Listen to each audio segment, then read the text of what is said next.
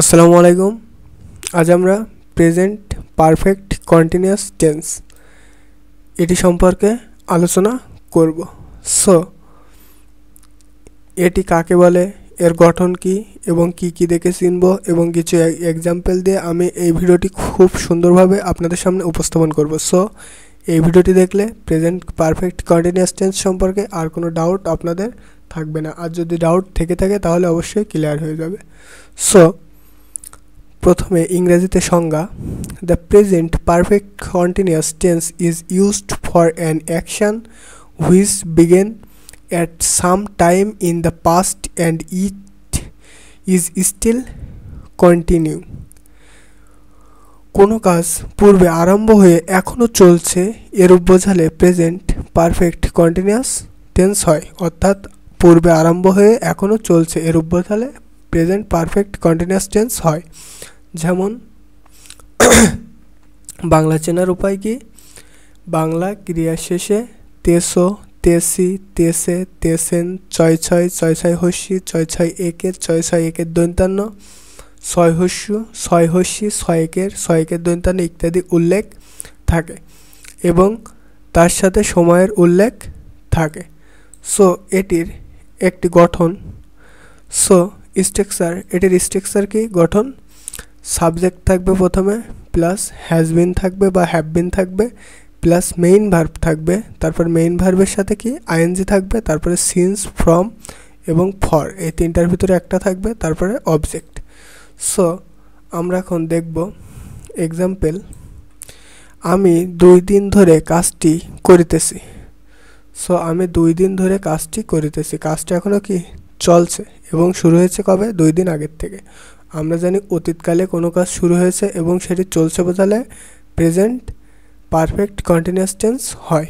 So এখানে এটি কি? Present perfect continuous tense. এছাড়াও চেনার উপায় কি?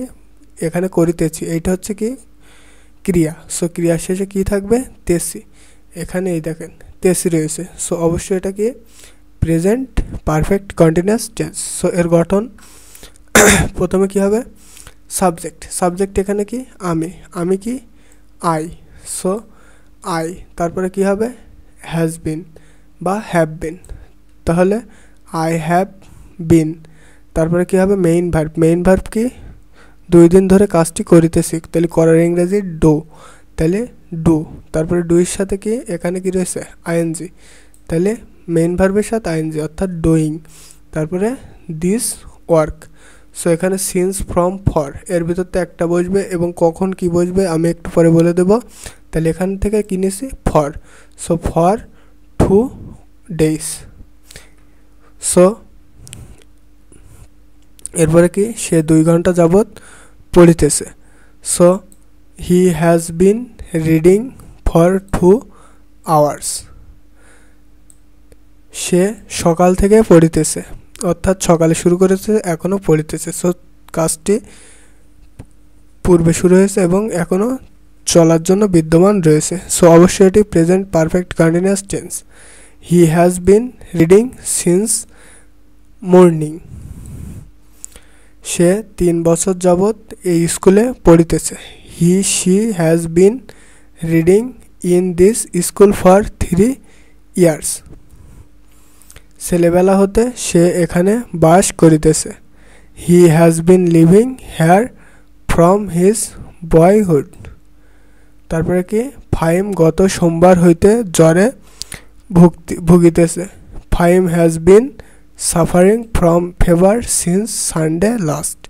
সো এই ছিল উদাহরণ। এবার আমরা দেখব সাবজেক্ট যদি থার্ড পারসন সিঙ্গুলার নাম্বার হয় তাহলে হি বা শি। ইট কোনো ব্যক্তি, বস্তু, জায়গা বা প্রাণীর নাম বোঝালে হ্যাজ বিন বসবে। উই, ইউ, দে এবং অন্য সব প্লুরাল সাবজেক্টের শেষে হ্যাভ বিন বসবে। সো হ্যাজ বিন কখন বসবে? যখন হি, শি, ইট কোনো ব্যক্তি, বস্তু, জায়গা বা প্রাণীর নাম বোঝালে হ্যাজ বিন বসবে। এছাড়াও subject third person singular number হলে হ্যাজ বিন বসবে। আর উই, ইউ, দে এবং অন্য সব প্লুরাল সাবজেক্টের শেষে হ্যাভ বিন বসবে। তো আশা করি সম্পূর্ণ ভিডিওটি আপনাদের মাথায় খুব সুন্দরভাবে গিয়েছে।